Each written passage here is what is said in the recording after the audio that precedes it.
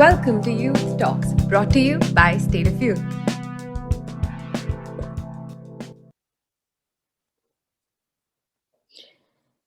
Good morning, good afternoon, good evening. Welcome to another edition of the State of Youth podcast called Youth Talks.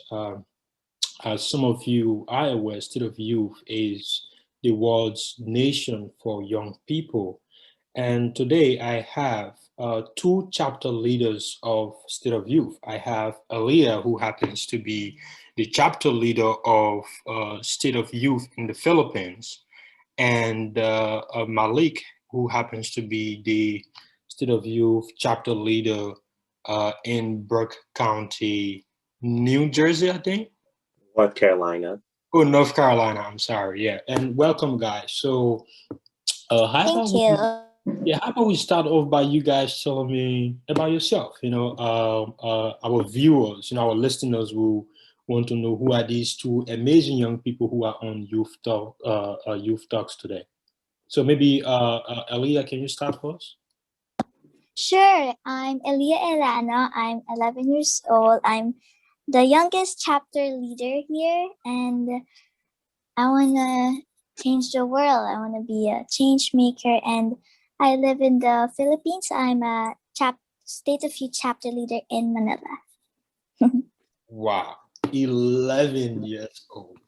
That is incredible. That is amazing, Elia. Thank you. Wow, this is amazing. I'm excited. Yeah, if I had seen your age before we do this, I would have been like, what? 11 years old? But anyways, thank you for being here. How about you, Malik? I'm glad. My name's Malik Harris. I am 14 years old. I'm the chapter leader of the Burke County chapter in Morganton, North Carolina. We represent the whole county, though. We seek to make sure, one of my biggest focuses as a chapter leader here in Burke County is to make sure that the teens know they can make real change, regardless of what people tell us. I have a couple other interests too. I like music. I could play 3 different instruments, and I love to sing as well. So that's just a little bit about me outside of the State of Youth. Exactly, yeah. So let's pick up on that. You play music, and you are 15 years old. I mean, it's incredible. So how is music going? I want to first of all get into your personal lives, things that you are doing personally outside the change making, because I know you guys are doing these amazing things. That I've had the privilege of reading about, right? So. How are you balancing? What is your social life like? So I had the honor of being the first North Carolinian to be a part of the national choirs for OAKE National Choirs. I have the honor to be in the first North Carolinian, as well as being the first person in my county to be a 7th grader to get to all district band, as well as statewide band.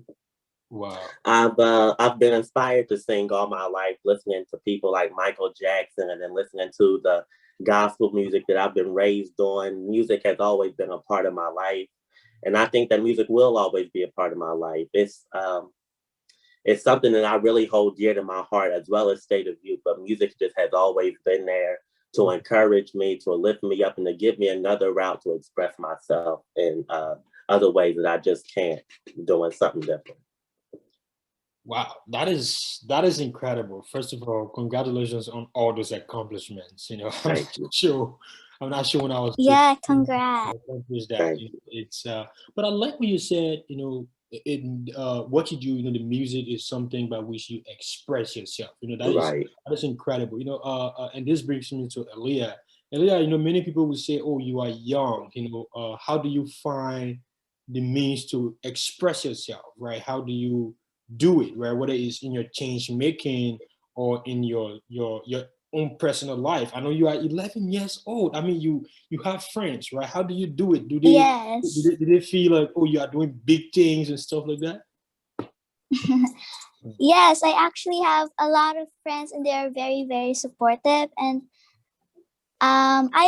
my parents usually like teach me multitasking and balancing stuff, so I can balance like helping people and like my personal life, and then like school, and then like other personal stuff. And like expressing myself, I usually like draw or like dance, because drawing my I really like drawing. It's like a beautiful work of art, and I have a lot of art supplies that my mom and dad buy me, and I just use it on like my free time, and it's really fun. Sometimes I spend time with my family. We have like movie nights every Saturday, and we just like watch very horror or funny movies, and yeah, it's great. I multitask, and I always try my best at like everything I do, and Wow. that's really about it. It's Yeah, really fun too. we can see that. Like from what I saw on your Instagram, you indeed do your best at everything you do. It's really incredible. So now that brings me to the work that you do, the change making that you do, right? Is the some of you probably you might have heard about him. You guys might have heard about him. The former UN Secretary General Kofi Annan. He's from Ghana. He was from Ghana. He's died. He died in 2000, I think 18, if I can recall.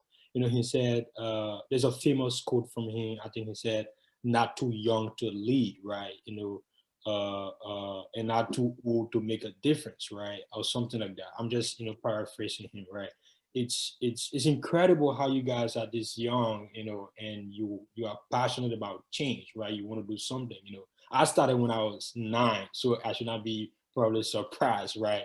But yeah, it is incredible. Wow. Everything that's going on. So Elia, how about you tell me the work that you do with State of View, the change making that you do, and what inspires you, what drives you, where do you get that courage from, right? You are young, the 11 years, all 11 years old probably would be like, oh, I want to go to mommy or daddy to the ice cream shop, instead of thinking about climate change or human rights. Well, where do you get that passion from? And yeah, first of all, tell us about your work with State of View and where that passion comes from. Well, I think that I still play with like dolls, or like I play with my cousins, and I think I can like really use my voice, like despite my age being 11. Yeah. I think that like the whole world and my country needs that change, that positive change, and I want to be part of that change, because if I really do change the world, a lot of um things will happen, and it just makes me like really happy. I actually focus on a lot nature or equality, and I talk about a lot of stuff. I'm really supportive of like everything, because I don't know, it's a part of me, because everyone says that I kind of have like a mature mind for my age. And yeah, right. yeah, I kind of do this think that too, but being a is something I like. It's really my passion. It's one of my passion. I have a lot, but that's one of the things I like to do. So I heard you like talk about, oh, how do you like change the world? Well, obviously I can't change the world that fast, so I just try to slowly help people, and then like maybe it's a small change, but it's a change too. And Exactly. yeah, being a change maker is something I aspire, because Okay. the world really needs it. Yeah. I love that. The world really needs it. That I love that, right? It is, I think that is the thing that drives all of us, right? Change makers, whether it's instead of you or outside State of View, young people, is because we realize that the world needs to be changed, right? And yeah, we want to live in a better place than we met it, than probably our parents met it, right? So Malik, I saw recently on your your Instagram that you guys collected. I think got donations. I think clothing or food or something, and distributed to people in Burke County, right? Tell us about that. Where did that idea come from? Is it something that goes back to before you were 15, or is it something you've been doing right now? I mean, you've been doing since you were at a certain age, right? Yeah. So tell us. I first have to say I'm so grateful for the team that I have that backs me up when we are planning those projects and planning these events for our county to do. Our clothes drive was actually an idea given to us by my vice president, we call her, Bria Corpening, who had been by my side since we started in November of last year. She said she thinks it'll be a great way to have a more at-home touch change to our community. We were able to partner with the local school system and partner with local churches and organizations. The mayor, which I have close ties to here in our city, was able to get it projected on radio stations and news channels, local news channels, and we were able to collect almost 600 items of clothing to donate to a local nonprofit to give out to those in need. We just think that would be it would be better to do some of those home touch changes, and just to remind us that there is things that we have to do here locally. There are things that need to be changed here locally. Yeah. I think it's a stereotype that here, especially here in America, that teens can't do much, that we need to sit down. We've been raised to sit down and listen to our adults. And I think that when teens realize the importance and the change that they can make, and if the adults would realize the change that we can make, then America and the world could be so much stronger and so much better with the positive and positivity, and the things that we see would not be as of an effect that we see if they would just let us release. So I think that's why it was great that we did some of those at-home touches, that our local government can really see what we can do when we partner with each other to create big change locally. I love, I mean, it is your emphasis on you and your friends' idea that change has to be from the home, right? When I was doing my activism back home in my country, Liberia, that's the same mentality I had, right? That every solution has to be homegrown, right? Every solution has to be come up with, the locals, the people who are affected by the problems, how to develop their own solutions to their own problems instead of somebody outside telling them, oh, this is what you should do, right? So that brings me to another question for you, Elia. At what point did you realize that this thing needed to be done in your community or in your school, right? The change making you are doing right now, at what point? But where did you realize that? Where were you like, oh, mommy, daddy, I want to do this thing, right?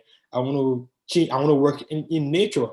I'm assuming that's climate change, right? Because obviously, climate change is about Mother Earth. So yeah, how did it start? Where did you get that inspiration from, to decide to change your community and now helping to change the world? Well, it all started when I was 8. Yeah, I was doing outreach programs. Yeah, when I was 8, it was really fun. And when people, they're smiles, they're like, oh my gosh, thank you. I was really happy and happy for them because they're happy. You you get it when when you make people happy, you're happy too. Mm-hmm. And I really like doing it. I like helping people. Mm-hmm. And it may not be a big thing, but for me, it's a little milestone. Yeah, I think that's the word for it.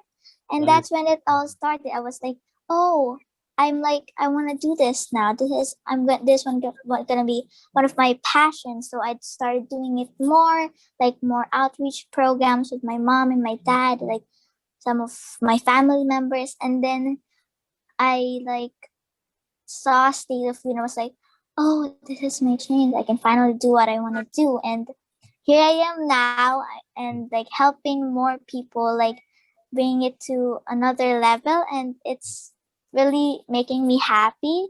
Okay. Yeah, it's Nice. part of And my life right now too.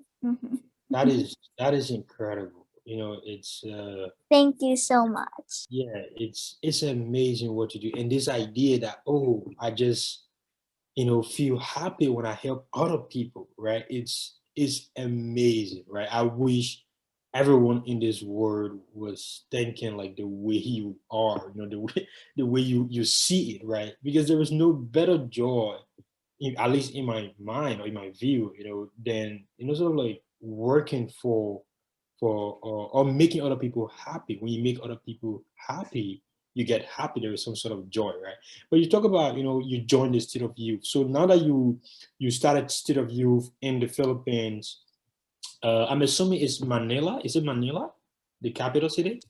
Yes. Yeah, okay. Mm-hmm. My geography is not very good, so I was just guessing. Yeah,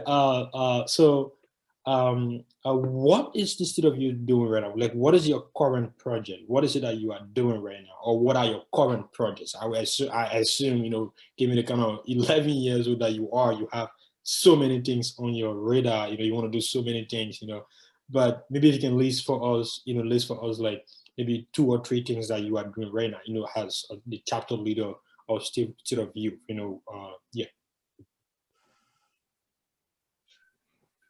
One of my current projects right now is I'm focusing on equality and nature again. Mhm. About the equality, I'm like posting rainbow stories on our Instagram State of Youth Manila.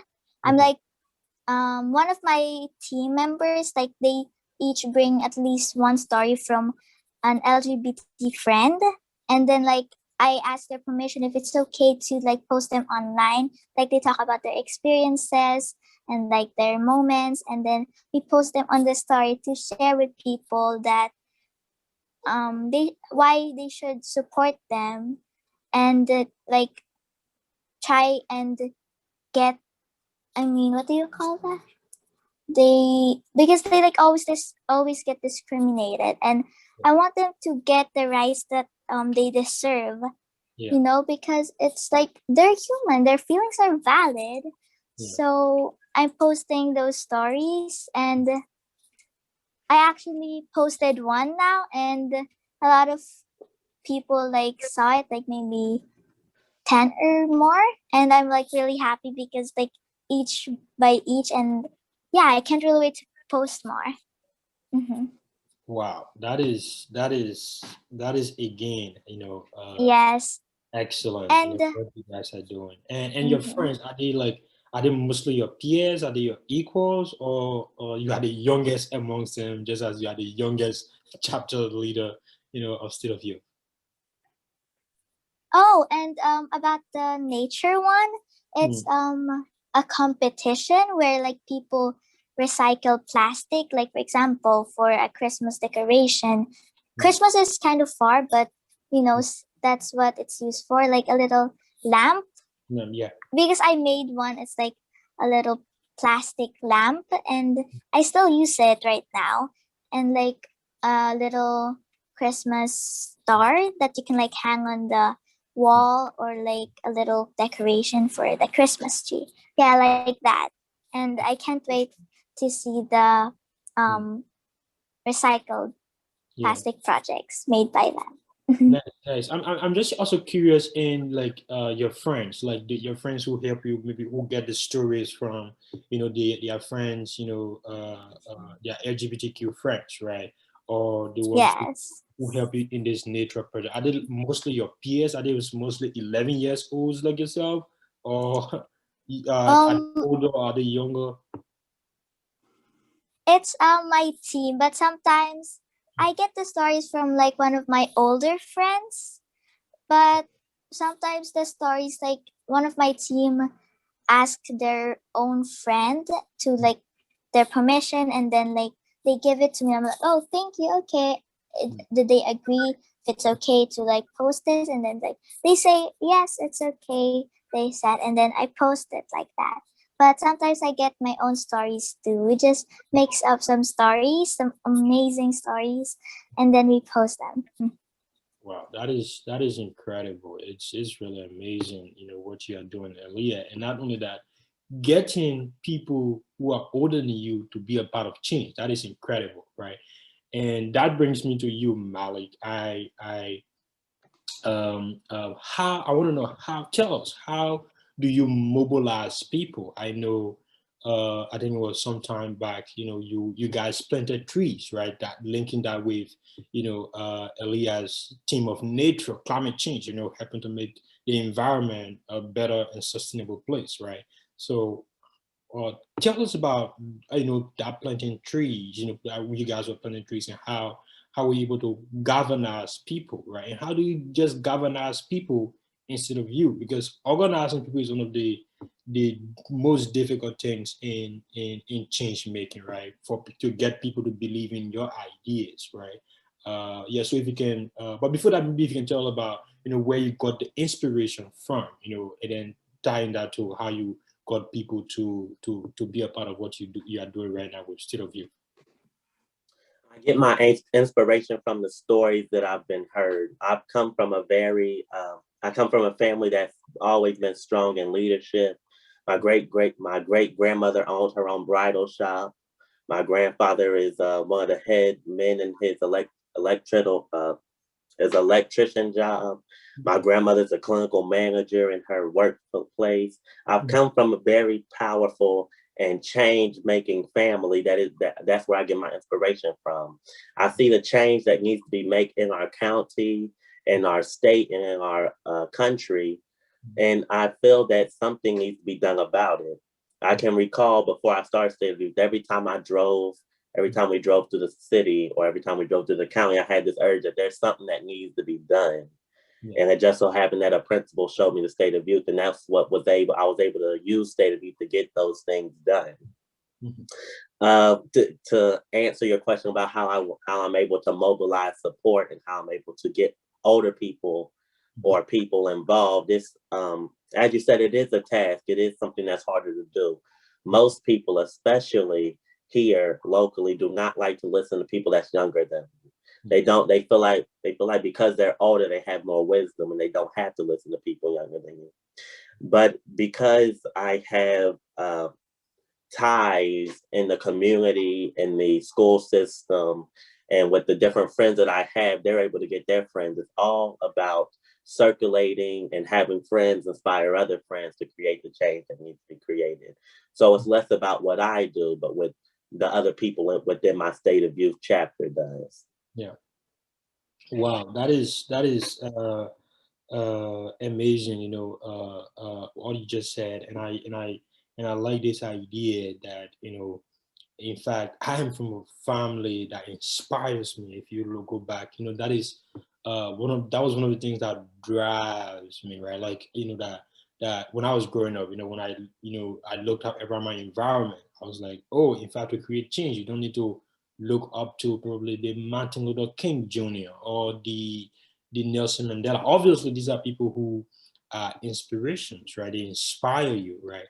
But if you just look in your family, in your community, right, there is someone who probably there is not a Wikipedia page about him, but there's not a new online news article about her, right? That you can be like, oh, this person's an inspiration, and I want to, do what this person is doing, right? Or I want to be like this person by making the world a better place, right? So that is really amazing. And you spoke about, people,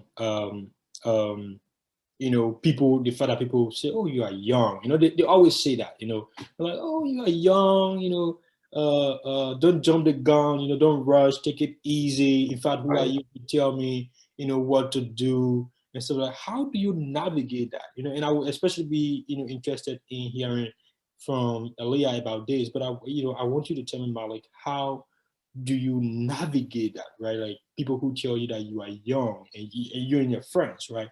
What do you tell them, or how do you appeal to their sense of empathy, right? Their sense of compassion that what you are doing is good and they should get involved.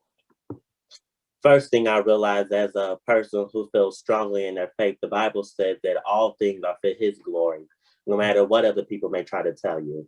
Number two, the Bible also Jesus told his disciples when they try to push away the children, that let the children come. They might do more change than you can do.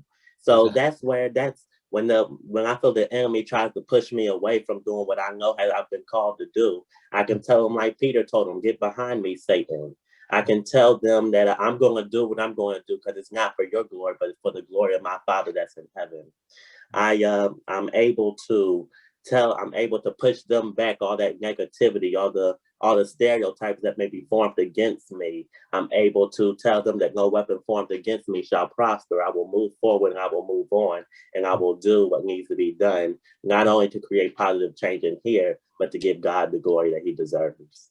Yeah, that is that is incredible. That is amazing. And it just sparked a memory, a childhood memory that I also had growing up, right? I'm religious, but I'm not Christian, right?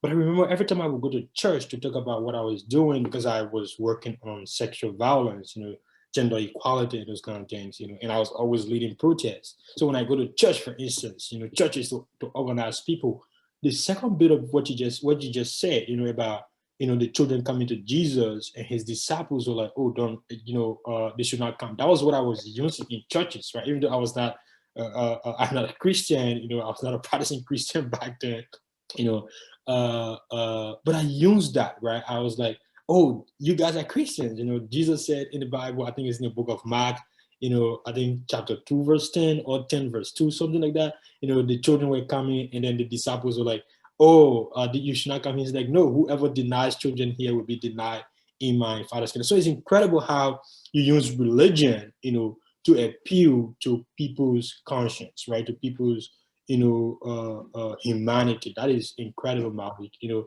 So yeah, Elia, tell us about how do you navigate, what Malik just said about, people who want to push you off, who tell you you can't do it, you can change your community, you can give equality to all those other young people, LGBTQ young people who the world is not listening to, right? Their communities or families are rejected, right? So how do you navigate that as an 11 years old? Well, luckily, I haven't heard anyone say that to me before, or like from any community leaders. But if I am ever put in that situation, I think I will handle it with professionalism and integrity, because in life there will always be a detractor that will like break you or make you, and I think I will make me. I will make it as my motivation to like do more and get better. And I think that's what I will do. Mhm. Wow, that is really good. That's a really good response. I like your use of professionalism, right? When people, I think it was the former US First Lady who said, when they go low, we go high or something, right? So it's like when people try to go and be like, oh, you can't do this. Yeah, you are too small, get away, right? You try to be the adult there, be like, oh no, this is fine. That is really great. Oh yeah. Another question that I had for you guys was how like how do you identify a cause? I know as chapter leaders, you guys have so many different things you are working on. I know Malik, you work on homelessness, you work on planting trees. How do you distinguish which types from the other? Like, how do you decide, oh, I'm going to do this thing? And at what point do you feel like you've accomplished something? I know change making is something that probably you don't even accomplish change making. It's something that you do probably for the rest of your life, right? Well, how do you guys reach to this point where you feel like, oh, okay, you know what? I decided to work on climate change this month. I've done something here. Now let me shift to something else, right? So yes, Malik, if you can start with by answering that. So before I signed the paper saying that I would be an official chapter leader, I looked at all those SDG goals, and I looked at our community. For every single one, I wrote down statistics for North Carolina and then for statistics for Burke County. And then I wrote down ways that we can defeat those here in Burke County. So every week, me and my council, we meet and we discuss what we're going to do. I know the state of Utah tells us we only have to do one project every 3 months, but I try to push that we do one project every month. So we sit and we discuss what's pressing and issues today. I know here in the United States, I know all across the world, this pandemic has hit hard. So our next project is going to be focused on health and vaccine awareness. So we just look and we see what is pressing today. What's the issues of this month? What can we do this month to find the issue for what we think could be suitable for this month? Like next month, we know we start going, or in August, we start going back to school. So we'll start on education reform. It just what ties into this month, what will be great for this month, we'll try to focus on. And we try to plan that ahead of time. Wow. I like the fact that you do it with team, right? You do it with your council members, other members of your state of youth chapter. That is incredible, right? Getting other people involved, let them feel part of this solution, right? It's amazing, right? And so yeah, Elia, can you tell us how you navigate between these different issues, right? Why did you choose, for instance, equality or nature, right? How do you come to that, stage? Oh, I want to do this thing. I want to do this online campaign. I want to do, graphics for these issues. So I want to share these stories. Well, for me, I focus on one topic at a time. Like I will do nature, and then for the next project or task, I will focus on equality, and then I just reflect on things that is happening around me. And because I believe in a saying to find your worth. To find your purpose is to find your worth. Yes, it's like a really deep, amazing message for me, and it just hypes me up to do more, to help people. That's how I navigate what I want to change. I research on that stuff because a good research really helps me. So you have to have the right info on stuff. Mm-hmm. I like that. Two of you strike on two important things in change making, right? Yeah. Malik said organizing, getting people around the table and brainstorming about what is it you want to do, right? I think that's a very powerful, tool that people, if you really want to make change, that is what you should do, right? Rallying around people, right? And earlier you said research. Research is very important, right? It's yes. Because if you don't even know what you are doing or the problem you want to solve, then how will you solve it? You have to study the problem. You have to learn about it, know the facts, right? Yeah, that is really incredible. It's these are two important tools that we that change makers often use, right? That they have to be aware of their problems and they have to get people on board. But I'm just interested now, how many people are there in your chapter, Malik? Like how many members have you been able to recruit, right, to be a part of Burke County chapter of State of Youth, right? And I'm also curious in knowing how when it started, that which year or which month did you start this chapter? So we started our chapter in November of 2020. I don't know why I decided 2020 to start something, but that's what we did. Mm-hmm. And we created the idea of having two teams to form our chapter, the State of Youth. Yeah. So what we do is we have our Changemaking Council, which right now consists of 3 people, and we're currently holding applications for 2 more.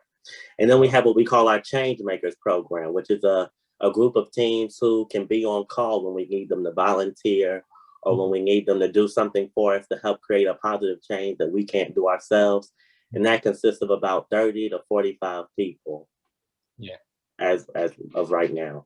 Wow, that's a lot. If where I grew up, I did organizing all of the time because I was always leading protests. They call me Mr. Protester. That's the name of the government gave me. They're like, oh, there's this one kid who's always protesting in our streets, right? And every time I would even be able to mobilize like 5 people, I would be grateful. I'd be like, oh my God, 5 people turn up, right? So the fact that you've been able to, have up to 35 persons, that's an excellent job, right? It means indeed you are, a leader, a change maker, an organizer, right? And yeah, Elia, how about you? I know you said, you share these stories, some of the stories you share for people are the people who are also part of the chapter, right? And yeah, when did you have this idea of joining State of Youth, and when did you hear about State of Youth?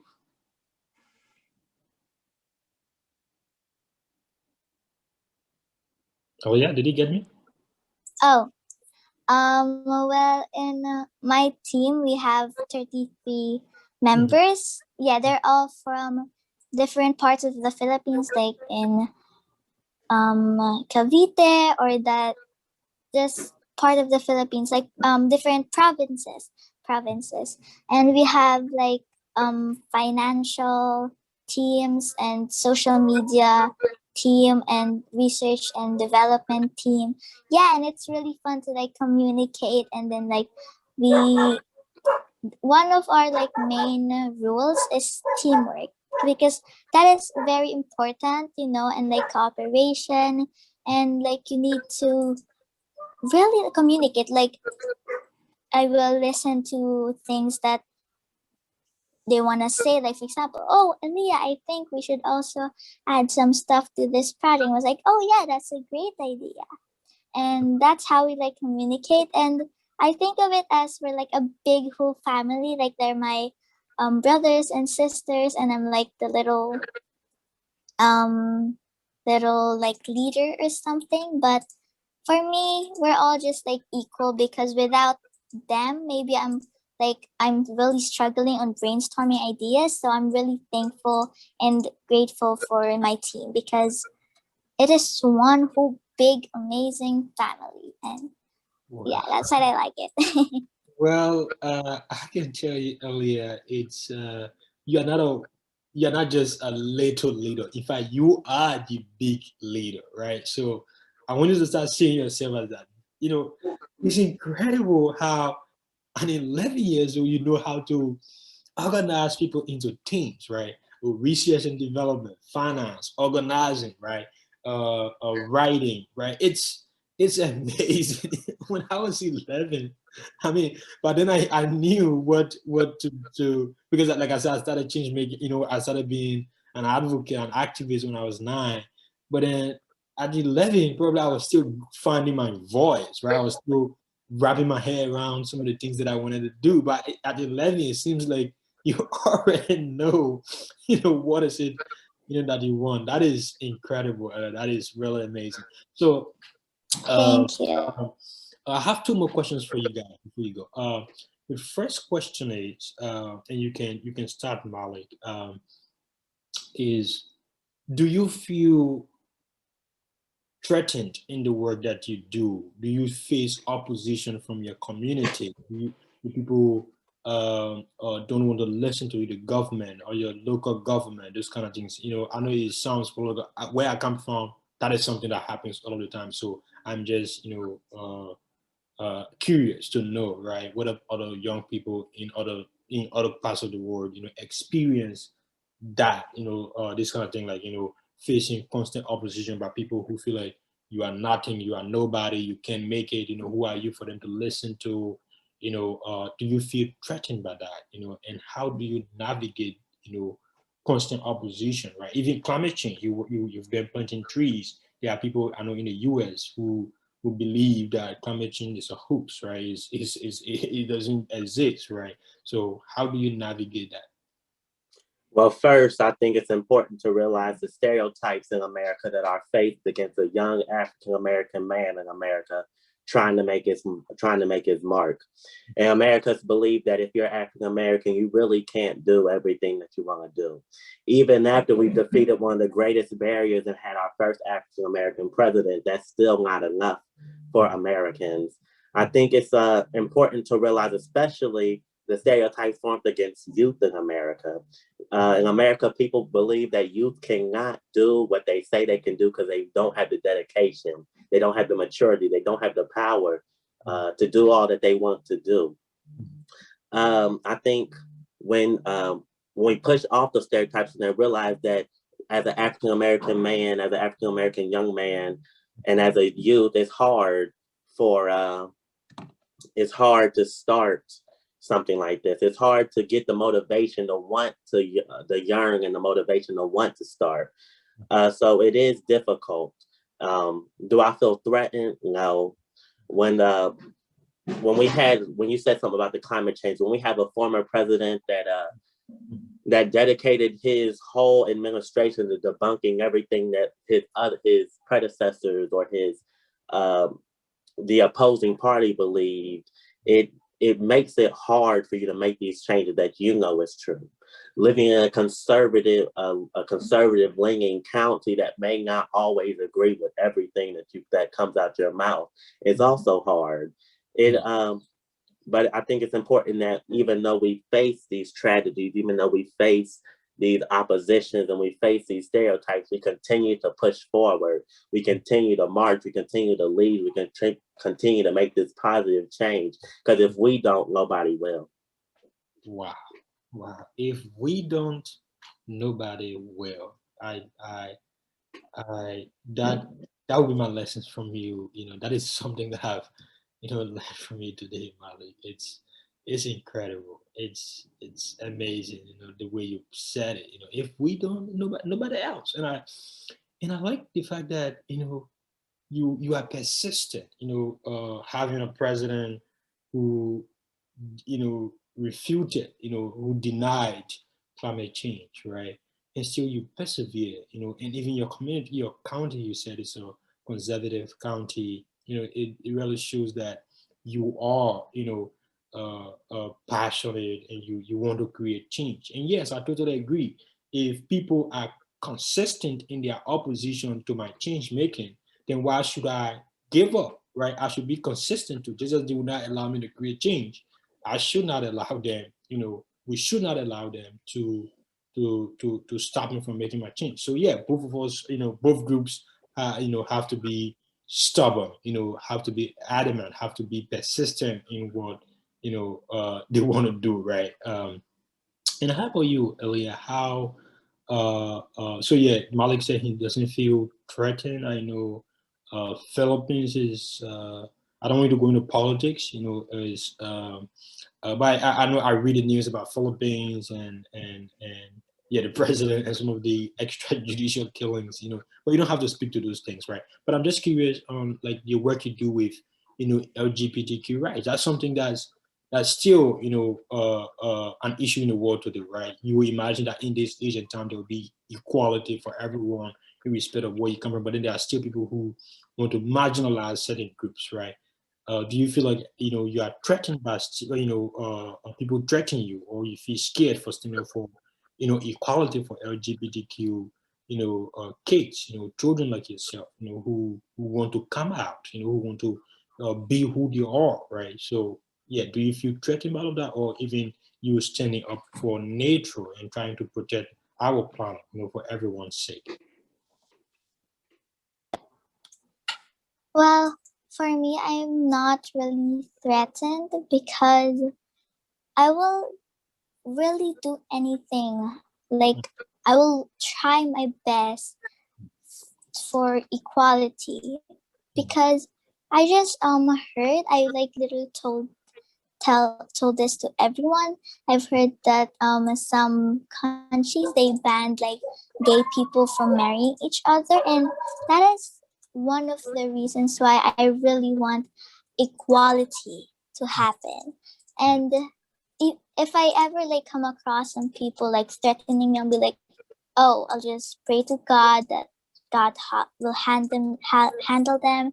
And I try my best to have a positive mindset around those negative people, because like I want to be my own light in the darkness, and I usually have some guidance from my friends, my family, my team, my parents, and we go through everything together.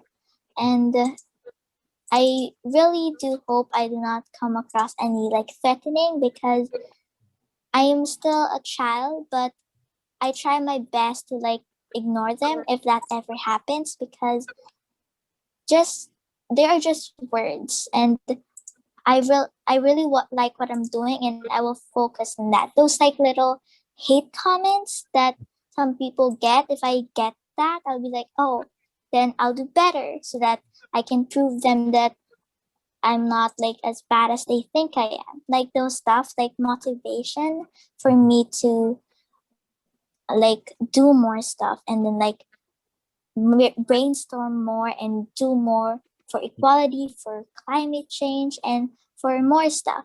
Yeah. So Wow. no, I do not feel threatened. Wow. I really like what you said about me doing better, right? It's and the thing about it, you're not doing better because of them. You are doing better because you feel like, oh, you've done something. You want to improve what you are doing, right? So it's not that you were doing nothing, right? You came from somewhere and now you are getting better, and that is really amazing. Elia, it's really incredible, right? And I like your idea about the words, right? People will say all sort of things. You are young, you are smart. What do you understand, right? And I heard a lot of that when I was growing up, and I'm still young, obviously. But yeah, people always say that to you, right? To us, as change makers. Oh, think about other stuff, right? Think about growing up and forget about things that the adults will fix, right? But so you said something about you talk about you still recognize that you're a child, and that is incredible. At the start of the show, that's why I asked you guys like about your social life, because it's important that if you are doing these things, recognize that you are just a young person, right? You have a personal life, right? So I'm glad you guys you do dancing, you do drawings. You have time to be yourself. You have time to be a child. And you too, Malik, you have you are into choir. You sing. You follow the gospel. Yeah, just being yourself. Other in the midst of I would say this chaotic world, because it seems like the adults have failed us, and young people like yourselves, including me, are the ones responsible to make this world a better place. So my final question to you would be, starting with you, Elia, what would be your advice to young people who are listening, right? What will you say to them right now, Elia? What I would say to fellow like young people like Mhm, me mhm, is to just enjoy their childhood, mhm, because I've heard like some of my older like brother that they really enjoy their childhood, and they wish that they could go back and just like have fun like me, because I want to like grow up but mhm. still supporting people, like being an advocate, and yeah, just be who you are, love who you want to love, that protect yourself, turn to God, because he will he's your like he's our savior, and just doesn't matter what color or what your religion is, because you are a valid person in this world, no matter what other people say. because that's you, and nobody can change. Not just because of words. You can change. You shouldn't change because of a word. You should do what you want to do, enjoy what you enjoy, and just be you. It may be hard because of people bringing you down, but just try your best to keep on leveling up so that, like, so far you can't hear them anymore. Yeah. Yeah, So, just be motivated. okay. Just briefly, like, I didn't ask you which grade are you in school, Aaliyah? I just finished grade 5. I'm going to grade 6. Wow, that is incredible. 11 years old going to grade 6, that is incredible. And I like your idea about being yourself, right? Don't change for someone else. You know, be who you are, love yourself, and grow up, enjoy life, and have fun, connect with friends, and meet new people. That is incredible. How about you, Malik? What will you tell young people who look up to you? You know, who read your story and follow your work? What would be your message to them? Here's what I would say to them. Do not give up. Don't fall into what somebody may tell you what you can and can't do. If you think about all the historic figures here in America and abroad, if they would have given up when they had the clap of pressure, when they touched the heat on the stove, if they would have given up, how the world would be different. You have the power to make real change. You could be the future Martin Luther King. You can be the future Gandhi. You can be the future Mandela. You can be the future. We are the future. And if you give up now, there will be no turning back. There's just some things that we have to do. There's some things we have to take courage for. Do not fall into the pressure. Do not fall into the hurt or the pain, because like I told you earlier, I'm a firm believer in my faith. Sorrow may last for the night, but joy comes in the morning.